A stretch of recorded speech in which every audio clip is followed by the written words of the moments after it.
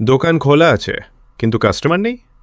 এই তিনটা ভুল ঠিক না করলে আপনার ব্যবসা ধীরে ধীরে হারিয়ে যাবে। হঠাৎ সেল কমছে কিন্তু কেউ আপনাকে সঠিক কারণটা বলছে না। ভুল ১, ভাবছেন আমার নাম সবাই চেনে, কিন্তু আজ কাস্টমার প্রথমে দেখে রিভিউ, ফটো, লোকেশন। আপনি অনলাইনে না থাকলে বিশ্বাসও নেই। ভুল ২, অনলাইনে আপনি কাস্টমারকে অপেক্ষা করাচ্ছেন। Late reply, confusing price, blur photo.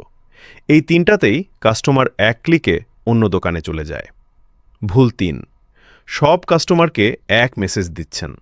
Student, family, premium buyer সবার দরকার আলাদা। টার্গেট ভুল হলে সেল হবে কিভাবে?